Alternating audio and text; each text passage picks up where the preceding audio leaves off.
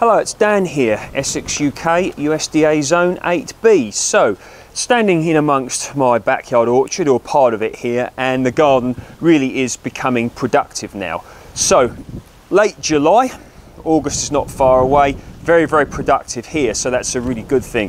How's your garden or your allotment doing? Where are you? You know, what part of the UK, what part of the world, etc. It's been quite a varied year this year with regards to the weather.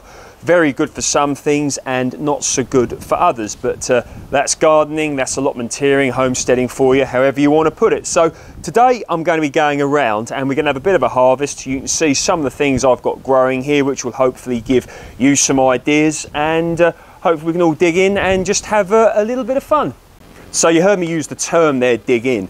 Now, in general, I don't actually dig much in this garden because I tend to run it according to No Dig, made very famous by Charles Dowding. So some people like No Dig. It happens to have been very effective for me in this garden. It's not everybody's cup of tea, but I like it because it, overall for me anyway, it saves time, and it also sort of encourages a nurturing attitude towards one's garden or allotment, which I do very much like. But each to their own, as they say. What do you think of No Dig? Does it work where you are? And do you like to use it? Because for me, it's been very successful indeed. So, got some cabbages here, variety earliest of all. So I grew these last year. They cropped about a month or so earlier, if I remember correctly, last year. But I'm not surprised by that because it was much warmer last year, and I was also growing them down the allotment I had at the time, and the soil down there may have been a little bit better. So, you know, there are things like that. But anyway, very happy overall with how these are turning out, and I've noticed actually I've got one here that I'm going to pick today, so let's pick this. Okay, wow, here is the cabbage we're going to be picking today. So I actually noticed something has started to eat this, so good time to pick it. So I'm just going to pull the whole thing out. Right, there we are. Look at that, look. So that is quite a handsome cabbage, I must say. So here we are. These secateurs here unfortunately are past their best, but should be good enough for what I want to do today. So I'm just going to cut this stem off a little bit and peel back some of these leaves. So of course all these leaves are also edible, so you don't have to just eat the cabbage itself. So if you think how many meals one can get off of just this cabbage here, so very much worthwhile thing to do. You saw the net that I had this covered with. Very, very important to cover your cabbages, your brassicas, etc. One reason is because of birds. Of course, we get large pigeons around here. That's sort of more important when they're very small, really. But when they're this size, I'm very confident a pigeon wouldn't go too near this in order to eat it. But you never know. The main reason is the cabbage white butterflies, which would love to lay their eggs all over these, and then the resulting caterpillars destroy your crop basically. So I will be covering these back over with that net in a moment. So anyway, cabbage variety earliest of all. The ones I grew last year were much bigger than this because, as I stated, maybe the soil was better, and also I spaced them further apart, which then allows them to get bigger. But either way, very nice. This cabbage is very nice for coleslaw, I noticed, and also it's very nice for boiling. Just a general lovely cabbage to grow, really. Variety earliest of all. So going to go into one of my polytunnels here. So this is actually a relatively new polytunnel. I put it up a few months ago after my other one got destroyed, but I'll link that video in the description box below if you want to check that one out. Either way, got some lovely crops growing in here. I've got some tomatoes, got some nectarines down there, basically quite a lot in here. But the purpose of what I want to show you in here today is I've actually got some peaches ready, and this is variety Peregrine. It's an absolutely delicious white flesh variety. You really have to keep an eye on them because they ripen pretty quick once they start, and they can go over quite easy, so keep your eye on them. You don't want to lose any crop. So let's pick one and see what it looks like. Right, so just going to lightly check them. You don't want to squeeze them too hard because they can very easily mark or bruise. So there we go. Oh yeah, look at that. Now that is a beautiful peach. So let's pick it. We're very gentle that you don't damage the tree. There we go. So That's the peach there, look. Really nice and a very good size. So taste-wise, now,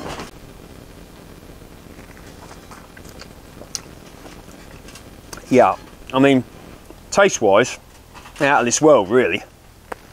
Got that classic peach taste. So many of you have seen my Dixie Red Peach in the other polytunnel, which is more or less finished now. Slightly different flavour to that. These are sort of more on the tangy side, then going into sweet, whereas the other ones are more on the sweet with not so much tanginess.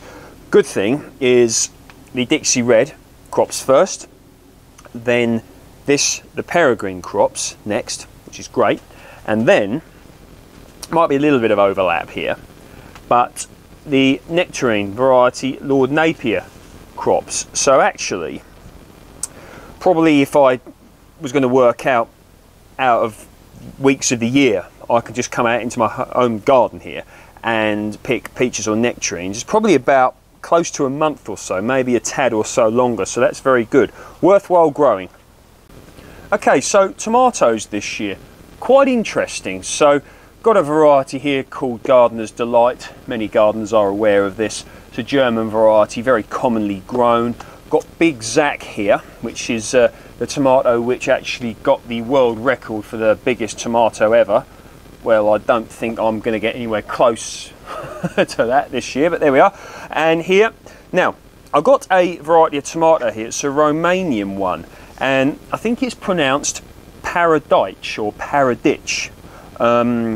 It's a Paraditch cherry tomato. Doesn't happen to be anyone from Romania watching this video, does there? Or anyone who could speak Romanian? Paraditch cherry, does that mean anything to you? But I'm very happy actually with how it's coming on. And there's quite a nice little crop on here, and they look very healthy tomatoes, no little marks on them or anything like that, so good. And here I have a Russian tomato, and this is variety Grashovka, which I grew last year, making some nice sized tomatoes actually. If I remember correctly, these had actually, many of them actually had ripened by this time last year, but I'm not expecting these to ripen too early this year simply because of the weather. How are your tomatoes doing wherever you are? But certainly I think it's going to be a late ripening year for tomatoes around here anyway.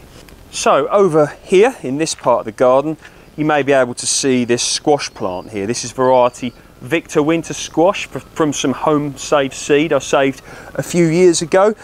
Can't notice any crop set yet. I planted them late this year, so we'll see what happens. But either way, it's an interesting plant to have. Victor Winter Squash, very nice variety of squash. I've grown it before. Some of you may remember seeing me grow it. Keeps for a very long time as well, so that's good. Now, I have a variety of climbing French bean here, and this is a variety called Cobra. Now, I found these to be quite a nice climbing French bean actually. They've been relatively, well, very trouble-free to be honest. Haven't really done anything to them apart from when I planted them, and cropping very heavily. So one reason why I wanted to grow plenty of climbing French beans is, at least in my experience, they seem to tolerate heat much better than runner beans, which don't really like to go over about 25 degrees C, which if I remember correctly is about 77 Fahrenheit. And of course last year we had that very hot summer around here, and my runner beans just did not do very well indeed. So I wanted to make sure I had a good bean crop. So I really have got a lot down here actually, quite surprising just how many I've got. So yeah, I set plenty of these. Now it just actually turns out that because it's not so hot this year, the runner beans are actually looking like they're going to do very well as well. But there we are, we have to make sure we, you know, want to make sure we get a good crop of beans, don't we? So there you go. So Cobra. There you go, put my hand there, look, you can see these are a good size. And they taste nice as well. They chop up nice, you know, you can have them with your gravy or whatever, they go very well. So yeah, Cobra, climbing French bean, stick that on your list if you want a good climbing French bean to grow. So down here I've got a variety of celery called full white celery. So these seeds came from real seeds. I do get a lot of my seeds from Real Seeds. I find them a very good company, good crops, and they appear to have some very good ethics as well, which I like as well. So what we're going to do is just have a little look. Now, these haven't made a big size. They've got a bit more to grow, and I did modular sow them very close together. I didn't give them, you know, the spacing one would in order to get big celery plants, but I'm not too worried about that because I'm not growing for any competition or anything. Maybe one day I'll have a go at entering a veg growing competition. I find that the idea of me doing that quite exciting, but it won't be yet. Now, full white celery, self-blanching, grows very easy. They're not hybrid seeds, they're open pollinated.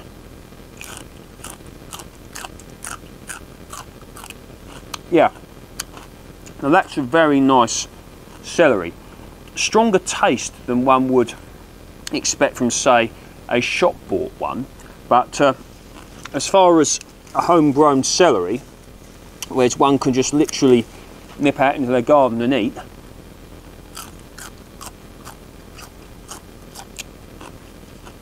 full white celery, nothing wrong with that at all, lovely.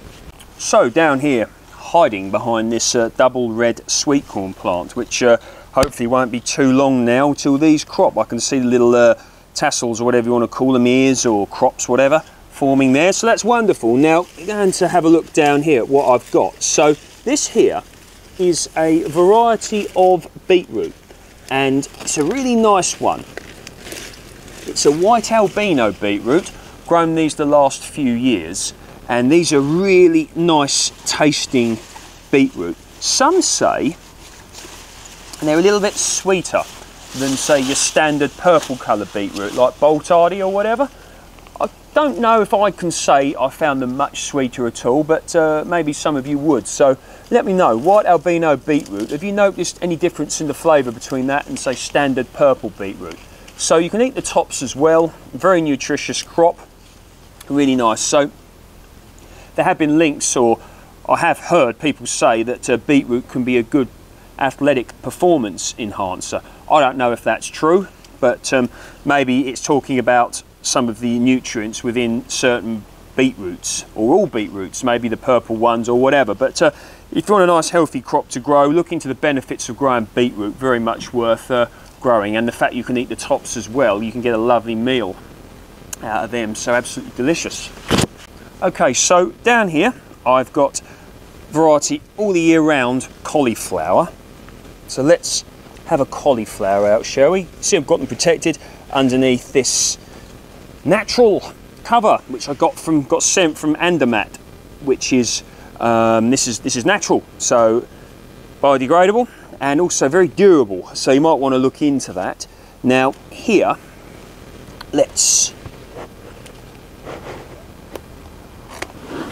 so we've got a little cauliflower here, which is nice. Some of you may remember the bigger ones I picked earlier in the year, a few weeks ago really. So there you go, look at that, look, nice cauliflower there. So this can go with the cabbages really.